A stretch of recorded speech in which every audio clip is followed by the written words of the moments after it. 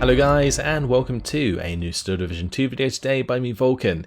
In this video I have for you the 5th of 6 Battlegroup previews of the new divisions in the latest DLC, The Fate of Finland. Today I have for you the 358th Rifles, and this is a division that's pretty similar to the 184th in a lot of ways. It has a strong anti-tank tab, including the ISU 122s, as well as an abundance of artillery should you choose to bring it. The main difference is the air tab is way better in the 358th, and the anti-air tab is way worse. Which does lead me towards a Vanguard deployment type due to in the mid to late game, it may be difficult to stop the airstrikes from really dealing a lot of damage. So there we have it. Let's jump into the Recon tab and start having a look at these units. So most of the units in the Recon tab are similar to what we've seen before in other Soviet divisions. You do get the snipers, great for helping you deal with support weapons and just pinning infantry quickly over time, just chunking them as well. Every shot more or less kills a guy, so these can deal damage over time if they are kept out of the line of fire. Then you have the BA-10Ms here. I've got a card of these in Phase A. I really like the BA-10M just because it has the 2 machine guns and the HE shell. Great support for infantry in the early game, as well as providing the recon capability to other tanks that may be nearby. Then there's the Konaya Razvedka. I'm a big fan of the larger squads of recon infantry with very high optics and exceptional stealth, mainly because you can throw them into combat for a little while, and they're decent at mid-range. And then as soon as they start losing too many men, you can fall them back, put them on return fire, and then use them as dedicated recon units. So that's what I like to do with these boys. Otherwise, in the recon tab, we have the motorcycle there. There's also the Dosor. You can bring them in with the BA-20, as well as the M3A1 Razvedka. Same goes for the snipers. The Mot Razvedka can also use the M3A1 Razvedka if you want to bring that in. It is quite a nice recon vehicle, and the 50 cal can be great for pinning down units over time. And because it does have some form of armor, it is difficult for infantry to kill sometimes. Basically, it acts like a half track. There is also T-70s available in this tab should you need them, which might be quite nice actually to accompany some of the tanks in the tank tab. So something to consider at least. Jumping into the infantry tab, nothing really new here except from one unit, which is the Grupa Zaciski. These guys have a flamethrower and a machine gun, as well as 4 of the new Suomi submachine guns, which have the 150 meter range and the 65% accuracy. Plus veterancy, this submachine gun can do a lot of damage. So bear that in mind, these guys are actually fantastic at close range for supporting the Chernos. And one thing to note about the 358th is you can get 2 cards of the Chernos. So if you so choose, you could bring both cards in Phase A, which wouldn't even be that much of a bad idea, because 10 of these cost 150 points, right? So you're going to have 10 of these every minute, which is a lot of infantry for your opponent to deal with. Accompanied by some decent close range infantry, you can probably sweep through most close cover and win those engagements. I also have some Strelki DP, and Strelki DP are fantastic. These are probably one of my favorite Soviet units because they have the SVTs and the 2 machine guns. So these are fantastic mid-range squads. Give them a bit of veterancy, and the SVTs can chew units to pieces at range. At the 500 meter range, these are fantastic. Within 300 meters, they'll get beaten by things like MP40s, not MP40s, MP44s. But anything over 300 meters, SVT, double DP wins all day long. And PTRD here, useful for dealing with light armor. In Phase B, I have the second card of Chernos. I've got more Grupa Zaciski, and in Phase C, I've got the Strelki. The Strelki are really nice. You get a lot of availability. They cost 20 points a piece, and so in a Vanguard deployment type, when you need cheap line infantry to hold the front line for as long as possible, Strelki are the way to go. Sperli PPSH, these guys, I have seen them used more recently, but I still don't think they're very good. You can bring them in with the Jeeps if needs be, which have the 105 km/h on-road speed, which allows them to get to the places to contest very quickly. But if you're not using them for that role, straight at the beginning of the game, then I would avoid bringing these in. Other stuff to look at is the AVTOs are available. 10-man submachine gun squads are getting a little bit better. I feel like HE and Molotovs are not doing as much suppression damage as they were before. So if you can get some AVTOs at high veterancy, they might survive better against, say, an enemy Pioneer squad as they did previously, making them a little bit more valuable than they were before. But that's something I need to really test out. There is cards of Saperi as well for the close range engagement, which provide the HE shells. There is an argument to be made to replace the Grupa Zacistki with these, but I find these Flamer squads are really good, and mainly due to the submachine guns just adding that little bit extra damage. You can of course get the different types of leader squads, and there's a second squad of Schalke DP in there, but due to the fact they cost a little bit more, I'm just avoiding bringing them in Phase C, because you don't need something that costs a lot in Phase C in the Vanguard division. But if you are playing more balanced, definitely bring the second card of Schalke DP. They're just really, really good. In terms of the tank tab, we have the new T26s available. You've got the T26 Komroti, and you've also got the T26E in here. Now the difference here is actually that the T26E has a high optics. This is something that was pointed out to me recently. So that's really interesting. The high optics there, allowing it to spot things at a little bit further range, especially things like infantry. So it would make this great for infantry support in the early game. You can also get a card of the T60s, which is the most T60s you can get in a division so far. And these come with a 20mm auto cannons, really useful for just wiping infantry and also killing support weapons quite quickly. I also have a card of the T-34-76 1942s, which are the T-34s with the 90mm of frontal armor. You can also get T-70s, the leaders here, but if you were to bring T-70s, I'd recommend maybe the ones in the Recon tab.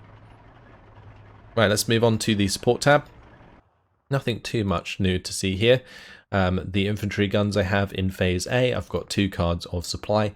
We have the leaders in there as well. And then after that, there is the NKVD. You can bring these in with like Dushka trucks, and since they come in at quite high veterancy, technically you could maybe get some quite high veterancy Dushkas, but Dushkas, they aren't that good at the moment, really. They don't really do as much as, say, a 50 cal does, which is a bit of a problem.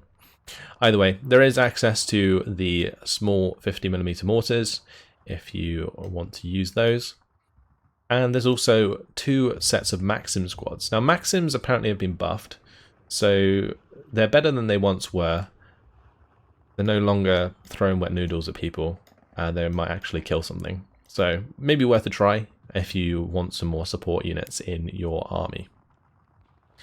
Other than that, you got the M2 Combat and the motorcycle there as well.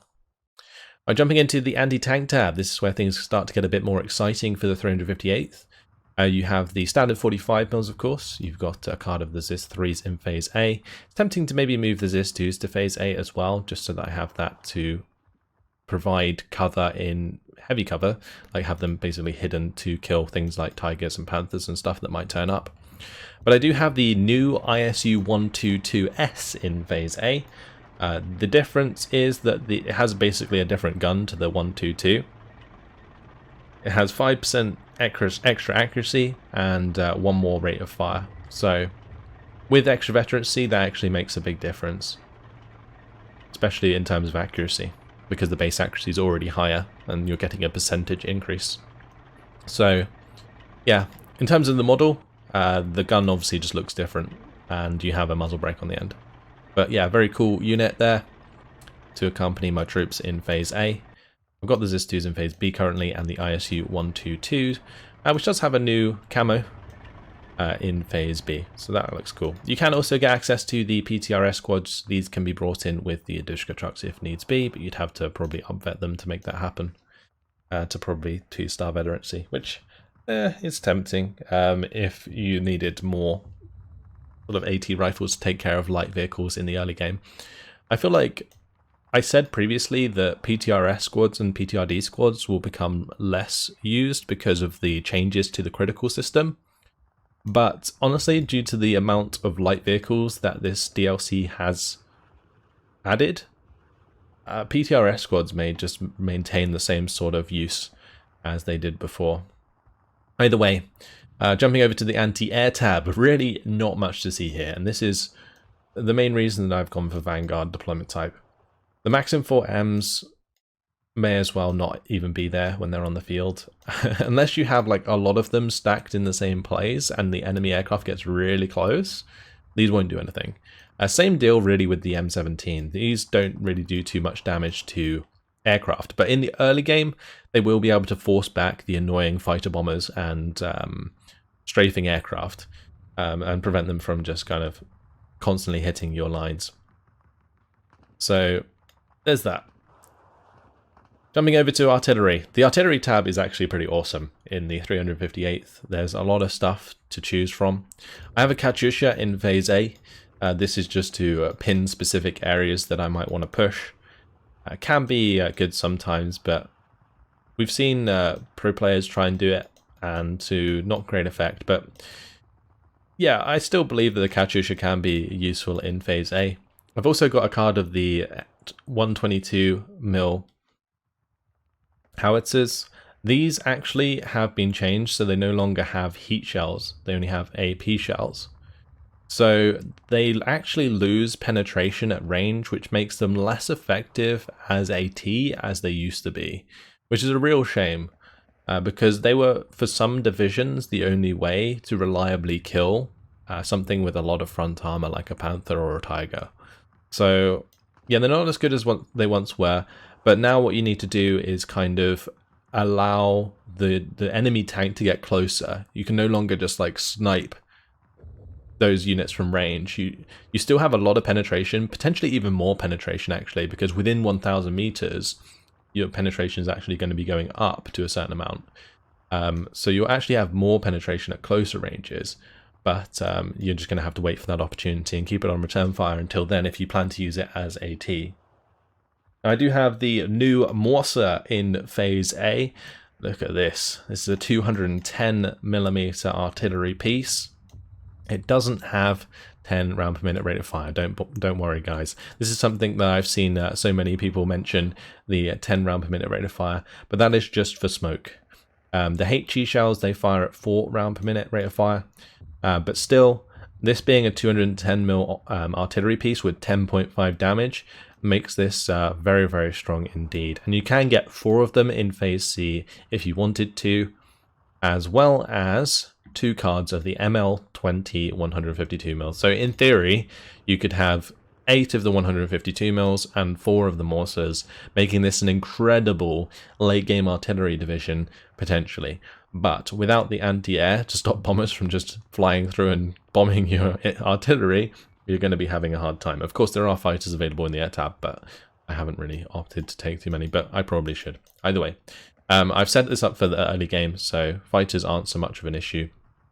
Either way, the Morser really, really strong. 152mm artillery. We've already seen how strong this can be in the game so far, especially with a corrected shot. A corrected shot's quite important, and I don't really think that I have too much with the 358 to provide corrected shot. So I'm probably going to have to work that into the battle group somehow. But there is the artillerist and the VZ-VOD available. VZ-VOD, having been increased in price, is a little bit of an issue because it does make them a lot less value as they were before, which is why I haven't managed to sneak them into the artillery tab just yet. You can get a lot of cards of mortars and 120mm mortars if you want, the 82mm there, and there's 2 cards of the F22s.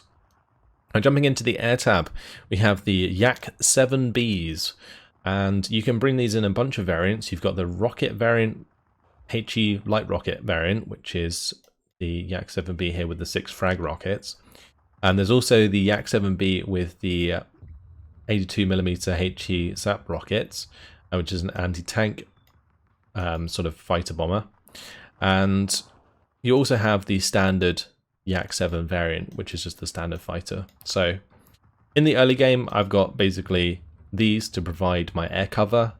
The Yak 7Bs are more of the sort of fighter variants that I'd use. So I'd use the frag rocket ones for basically taking on enemy fighters, and then the anti-tank ones purely for killing enemy armor. You can get the TU-2S as well in Phase A. These have some really nice payloads. So the TU-2S that I've got in Phase A has 2 250 kilogram bombs and 9 100 kilogram bombs, and the one I've got in Phase B has 1 1000 kilogram bomb and 2 250 kilogram bombs. And they are pretty fast, these TU-2Ss. For the amount of payload they have, TU-2Ss are pretty damn quick. So yeah, I've got one in Phase A to provide me with a bit of bang for my buck that can allow me to break through some more fortified positions, maybe big clumps of infantry, stuff like that. In Phase B, I've got the IL-2 M3s.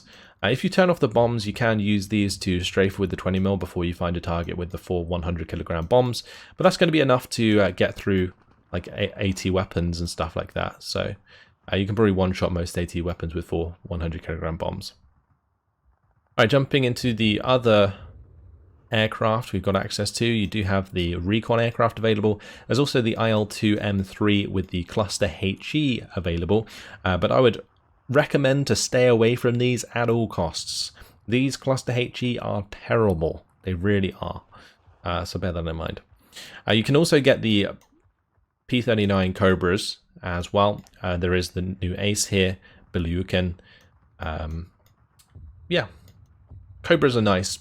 I would probably take a Cobra over a Yak-7B as a fighter, honestly, just because they are pretty damn good with the amount of firepower that they have. But that is about it for the 358th. Now, there is some changes I need to make to this division for sure. I do need to add more fighters, more specifically, and I probably want to put the T-70s in. I also need to change around the artillery tab to provide me with some more radio units so that I can make better use of the Morsas and the 152s. But yeah, once I make those changes, I'll make sure to add the code to the Battlegroup code list. I have had you guys asking me about that. I haven't actually added any of the new battle groups to the Battlegroup code document yet, which is available in the description, by the way. That's because I'm not basically entirely sure if I want to put them up in the current state that they are, because I don't actually think they are that good. So I don't really want to like put them up and then people think they're good because I made them and then they don't do so well because of that. So I want to make sure that they are reasonable before I actually put them onto the document, which is why I wait. Either way, hopefully you guys have enjoyed this video. I think the 358th has a lot of potential to be played in a lot of different ways, especially with the ISU 122s and the abundance of arty and aircraft. So yeah, I think it's going to be a fun division to play for sure, and certainly a decent one in 1v1. That's it. Hope you guys enjoyed it. Thanks for watching, and I'll see you in the next video. Goodbye.